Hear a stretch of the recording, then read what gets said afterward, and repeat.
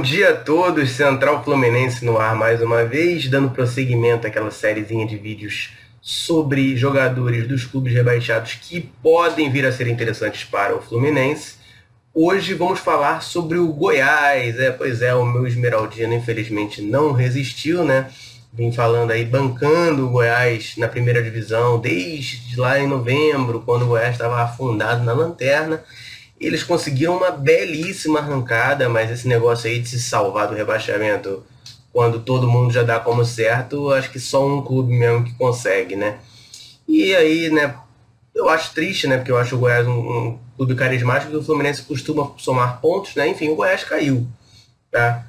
E decidi aqui pegar alguns jogadores lá do Goiás, que eu acho que podem ser interessantes para o Fluminense, e para a gente dar uma analisada.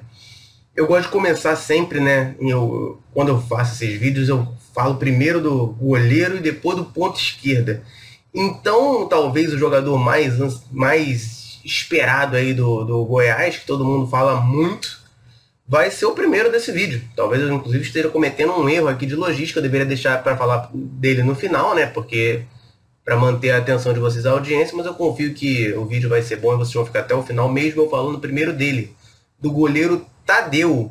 Pois é, tem muito torcedor do Fluminense aí que pede muito o Tadeu, né? Que ele, de fato, teve uma campanha de destaque no Goiás essa temporada. Mesmo na época que o Goiás estava em último como um saco de pancadas, o Tadeu acabava se destacando, que era um clube que cedia muitas finalizações para o adversário, né? Então o Tadeu fazia algumas defesas, mas era difícil segurar tanto chute assim, e o Goiás acabava perdendo o jogo mesmo assim. Mas longe de ser por culpa do Tadeu.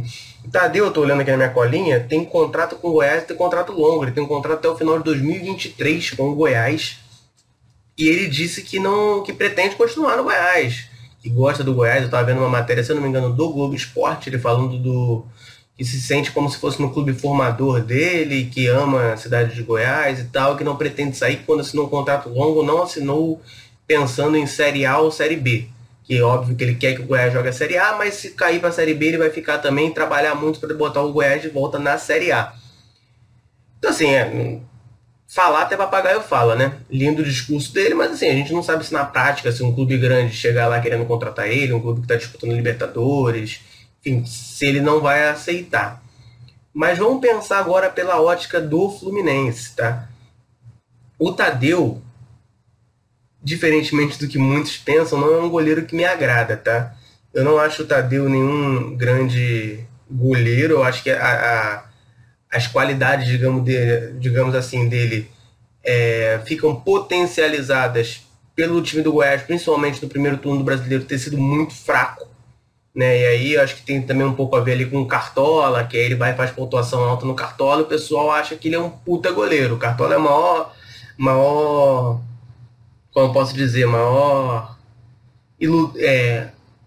criador de ilusões, digamos assim, quanto a jogadores. Eu não acho que ele seja esse goleiraço, não. É um bom goleiro, tá? Pro nível do Goiás, então tá ótimo. E me incomoda que eu acho ele um pouco baixo. Ele tem, salvo engano, 1,84, que para goleiro não é uma altura muito, muito grande, né?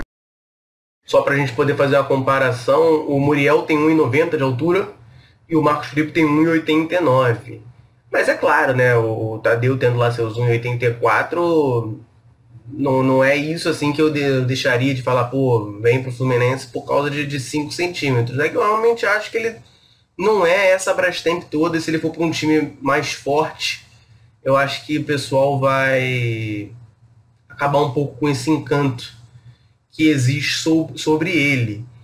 Só que é aquela questão também que a gente tem que pensar, né? Eu, particularmente, não sei ainda, eu realmente fico em cima do muro se eu confio no Marcos Felipe. No Muriel eu sei que eu não confio, tá? Eu tô usando aqui a camisa rosa que o Muriel usou ali no novembro. Foi novembro rosa, não foi? Acho que foi. Ou foi, não, outubro rosa, perdão. Aquele mês de outubro que a gente ficou invicto. O Muriel usava essa camisa aqui, mas eu não confio nem um pouco no Muriel, tá? Eu não gostaria de ir para a Libertadores com o Muriel no gol. Tem o Marcos Felipe, que tem sido titular, que é um cara que eu fico ainda em cima do muro. Eu não é aquele goleiro dos meus sonhos, mas eu acho ele bom. De vez em quando dá seus surtinhos, mas ele é bom, eu acho ele bom. eu não traria um goleiro a menos que fosse assim uma unanimidade, sabe? Um goleiro assim que você fala pica. Até porque tem aquela questão toda de adaptação, a gente vai jogar Libertadores muito em breve. Então eu tenho um pouco de medo de acontecer, por exemplo, um Cavalieri 2011, que ele oscilou muito no início e acabou ficando o Ricardo Berna. E aí ele só foi começar a jogar mais ali já no Campeonato Brasileiro, salvo engano, que aí ele foi ganhando seu ritmo. Em 2012 teve aquela temporada fantástica. Então eu acho que eu tenho minhas reticências aí quanto a trazer o Tadeu. Mas é um jogador interessante, o torcedor do Fluminense gosta e pede muito pelo que eu vejo ali, principalmente no Twitter. Todo mundo sempre fala, não, traz o Tadeu, traz o Tadeu, traz o Tadeu. Outro jogador que eu separei aqui do Goiás, que eu acho que pode ser interessante, é um zagueiro, que é o David Duarte. O David Duarte é formado na verdade, inclusive, a maior parte dos jogadores que eu vou falar aqui agora é formado nas categorias de base do Goiás. Eu nunca parei para analisar muito o trabalho de base do Goiás, mas aparentemente eles formam jogadores interessantes. É o David Duarte, ele não é nenhum garotão, ele tem 26 anos, mas ele é da categoria de base do Goiás. E ele cresceu muito de produção nesse Campeonato Brasileiro, principalmente aí na segunda metade, quando o time inteiro cresceu junto com ele, e tem contrato só até o final desse ano, só até o final de 2021. Vamos lá, para quem traz Rafael Ribeiro, o David Duarte é um sonho. Mas para quem quer pensar no planejamento de Libertadores, eu já não sei se David Duarte é esse sonho todo. Tá? A gente tem Nino e Lucas Claro, uma excelente dupla. A gente tem Maldini, que erra no banco, não me agrada. Frazan, que tem suas limitações. E o Luan, que a gente não viu jogar. Eu não gosto nem de contar com esse Rafael Ribeiro. Tomara que ele cale muito a minha boca, mas isso aí pra mim tem cheiro de maracutaia. Sabe aquele jogador que vem pro Fluminense e vai embora sem nunca ter estreado? Ele tem esse cheirinho pra mim. Mas enfim, não acho o David Duarte nenhum sonho não, mas é um jogador que o Fluminense poderia ficar de olho, porque eu acho que não deve ter altos custos. O Goiás caiu pra Série B, o contrato dele vai até o final deste ano. Então pode ser um jogador interessante. Embora, como vocês possam ver pela minha expressão facial, não me encha nem um pouco os olhos. Um que já me enche um pouquinho mais os olhos é o Breno, volante. Breno, que é volante, ele ficou mais conhecido aí por ter tomado aquele chute na cara do Bruno Henrique. E que o Bruno Henrique não foi absolvido, né? Não foi suspenso nem nada. Mas eu acho ele um bom volante. Ele é primeiro volante ali do Goiás. Ele eu acho um jogador bastante interessante. Eu não consegui achar na internet até quando vai o contrato dele. Eu chuto, tá? É completamente chute, que ele deve ter um contrato um pouquinho mais longo, porque ele tem 20 anos, é formado na categoria de base do Goiás. Eu imagino que eles não devem ter dado esse mole. Por exemplo, eles têm um contrato longo com o Tadeu, então eu imagino que eles devem ter um contrato um pouquinho mais longo com o Breno. Mas eu realmente não sei, não tenho essa informação, procurei, não achei. Então vou ser bem sincero com vocês. Mas é um jogador de uma posição assim, vamos lá, entre Breno e Hudson, eu acho que eu prefiro o Breno. O Hudson é mais experiente, mas eu acho que eu prefiro o Breno. Agora, entre o Breno e subir alguém da base, como o Wallace, ou dar mais chance pro André, aí eu já acho que eu prefiro o Xerém. Então, tem o Breno. Eu acho um bom volante. Mas também é aquela coisa, não vou fazer campanha na internet Fluminense contrato o Breno. E avançando um pouquinho no campo, né, tem um jogador que já saiu do Goiás, mas eu vi muito pouco dele, vou ser bem sincero com vocês, tá? Vi muito pouco. Ele jogou mais a primeira metade do campeonato, quando o Goiás estava mal, logo se machucou, o que é um ponto assim, que a gente deve levar em consideração, que pode ser preocupante, né? Porque se o cara vive machucado, você não pode contar com ele, então é melhor você buscar outro jogador, né? Que é o Daniel Bessa, que é um meio armador do Goiás, chegou no início da temporada vindo da Itália, ele pertence ao Hellas Verona, e não sei nem se falei certo, né? Se é Hellas, Verona, sei lá, enfim, mas é aquele time lá, que é o rival do Kiev, não é o Kiev. Ele veio por empréstimo, é um jogador que fez a carreira inteira jogando futebol italiano, se eu não me engano, o Goiás é o primeiro time brasileiro da carreira dele, foi, né? E ele jogou principalmente a primeira metade do campeonato. Eu vi poucas partidas dele, tá? Mas nas partidas que eu vi, eu gostei, assim, cabeça em pé, distribuindo bem a bola, cobrador de pênalti, acho que batia falta também e tal. Eu gostei, assim, me pareceu um 10 clássico. Mas não vou entrar, me aprofundar nele muito aqui, porque como eu disse, eu não conheço, mas eu acho que vale a pena fazer essa citação. Ele voltou para o Hellas Verona, eu acho que assim, se o Fluminense julgar interessante, poderia ser um jogador que acho que não teria muita dificuldade de se trazer, não. Mas como eu disse, Não é nenhuma grande recomendação não, porque vi muito pouco do jogador, tá? Depois eu acho que vou até assistir um DVD dele aí, brincadeira. Mas vamos lá, seguindo aqui para os pontas, né, cara? Esses times pequenos aí que caem e tudo, eles geralmente tem sempre um pontinha interessante, né? O Fluminense especulou, esse aí já saiu do Goiás, tá? Que é o Queco, né? O atacante Queco, o Daniel Villalba, se eu não me engano, que é um baixinho habilidoso ali que jogou no Goiás.